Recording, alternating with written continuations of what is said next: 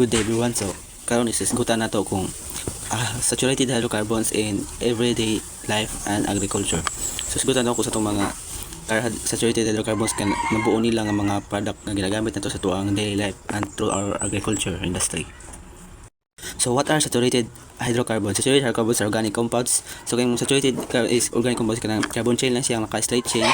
So, single bond ni saturated hydrocarbons, dili siya double bond. So, nasa two main types sa saturated hydrocarbons, which is ang alkanes, straight chain or branch chains sa general formula. So, mauna siya nakita niyo sa tuwang presentation. So, branch straight chain siya niya kaning cycloalkanes is nakaporma siya og ring shape through sa pag-connect niya sa mga carbon. Pro single bond gyapon siya nakon nagahimo siya shape ring chain.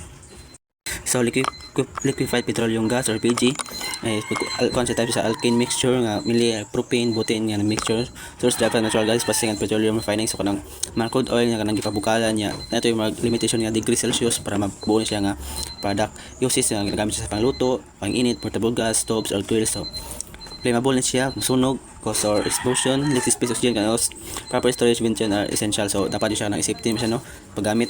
So mo yang components propane ug butane. So kita nyo sa tuwang slide CH3 H8 butane C3H10. Next is gasoline. So alkane mixture ni siya octane ang molecular formula. So octane C8 and H16. So octane og heptane. So nadras to ang slide, makita nito kung sa mga molecular formula nga na-create. So uses niya sa mga gasolina sa tuwang mga sakyanan, mga vehicle, generator, mga makina. Ito flammable, kasunog, o inhaled bacterial diseases, headache, siya contributes to air pollution and smog. So contributes sa emission kay lahi siya baho niya. Ang mga sunog niya nga ma-create. Next kay ang diesel fuel. So type alkane mixture, so C12 or C20 alkanes. So source refined from food oil. So katong kang magipa agi siya katong mga crude oil nga magiluto ipabukalan niya. Pamita to yang degree Celsius, pamita ni siya nga produkto is diyan stop. So ang common alkanes in diesel kay cetane muning C16 34. So ginagamit siya sa mga traktor, mga harvester, irrigation pumps and other farm machinery. Sa mga machinery siya ginagamit ito para magkatabang sa tuwang agriculture, sa tuwang farming. So important sa agriculture, diesel fuel is essential from operation fast plowing, planting, transporting, produce and running irrigation. So gamit siya sa pag kuan sa tuwang farming, sa pag-farming nato tagay natin diesel fuel magamit ang mga machine, ang mga traktor. Tulad sa saturated hydrocarbons na kahit patag kerosene type alkane mixture C12 to C18 source refined from crude oil. So crude oil lang yapon, ang crude oil nga ipainitan magiluto nya flammable, so makasunog siya cause pa inhalation siya, so makadaot na sa tuwang mata so respiratory tract si ma-expose sa sige ani nya. Ang example siyang alkane is dodecane to C12 H20 o tetradecane C14 CH30. Tugod sa ito ang mga saturated hydrocarbons nga kailang ni pag combine.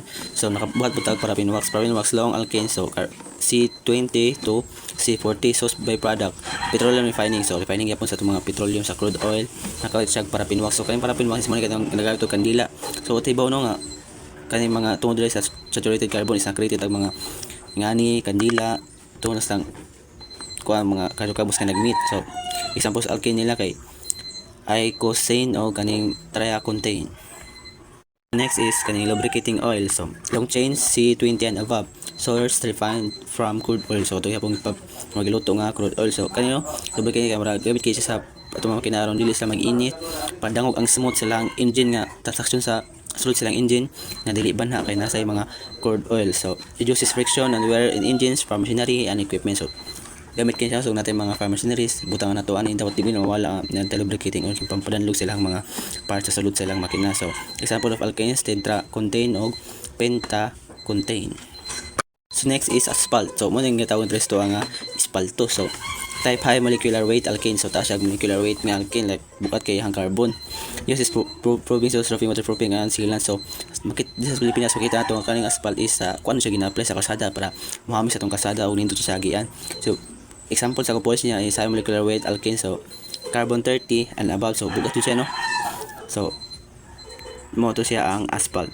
So kay nga ng mga residue din siya kan marag tong crude oil nga magluto ra pahuman to pag glass na kay siya magkuman siya ang glass gi x kanang hugo ni siya bawa siya gamit. So mumay mo siya asphalt so na mag na extract na siya pag-ayo. So mo ni ang summary table no sa tong kuan. So mo ni pangyoyo no gina. So mabasa naman po ninyo mo payo no gina kung sa ilang type, main use o agricultural relevance. LPG used in farmhouses, nurseries, so gamit siya sa mga balay, sa mga nurseries, gasoline, farm vehicles na to, or motorcycles, so diesel fuel sa itong mga tractors, pumps, harvester, kerosene, lighting, in farm area, so pasihayag, niya para pinwak, so gamit ito sa food packaging storage, so mga kandila, lubricating oil, so farm machineries maintenance, so pag maintenance na para di sila madaot, di sila maintenance, like oil, so kaning asphalt, farm roads, storage facilities, so pas itong mga kalsada. Why is it important for basic agriculture student? Understanding situated hydrocarbons help us make informed decision about the safe and efficient use of fuels and materials in agriculture. So aron makabalo do tanong mo inform tang sa tuon sa mabuhaton nato so para pud sa tuang safety sa pag siya paggamit og tarong sa tuang mga fuels and materials in agriculture, so kung dapat makabalo ta ning hydrocarbons sa mga na-create na mga products aron safety ta. Helps proper handling, storage, and disposal to protect health, environment, and farm productivity. So, makahelp din siya sa pag-handle, sa itong mga storage, sa mga disposal sa mga pag-protect ito sa itong health, sa itong environment, sa itong productivity. It allows us to choose sustainable practices and support food production and a healthier planet. Today, sustainable agriculture tomorrow. So, itong mga natunan karon is makatabang siya para masustain ang ato ang agriculture sa mga hinaharap. Kahit uli na ito, pero ito ang knowledge is kanang maglisod sustain sa ito ang economy di sa Pilipinas, so mo nang dawito na itong knowledge para sa future nga sustainable agriculture. So this is the last slide of my presentation. So natay ko andre ng phrase nga chemistry is not just in the laboratory, it is the fuel that derives our tractors and materials we use and food we produce. So chemistry is laboratory is tungod sa chemistry natin mga nabuhat nahibala ng buhat ng mga crude oil, mga kerosene, gasoline, carbon wax and anything nga naka help sa tuwa sa tuang pag farming para sa tuang mga tractors and other machineries na gamit sa tuang farming. So why is it important for basic agriculture student to understand that uses and importance of saturated hydrocarbons? So importante siya nga ba lang nato no kay kani mo sa mga produkto is gamit kay sa tuang pag farming, like lubricating oil. Kung wala ni is madawat ang tuang mga machineries, so dito ka produce og mga dito ka kuno productivity sa tuang farm matong maabot. So yung mga gasoline, so wala ni sila dito makagamit og mga tractors may nga na para makadali ato ang pag productivity sa tuwang farming o dali ta maabot. So muna importante jud kay nga may bala na to ni karon nakabalo pud ta sa ilang mga kahit na produkto makabalo sa ilahang purpose. So that's all, thank you.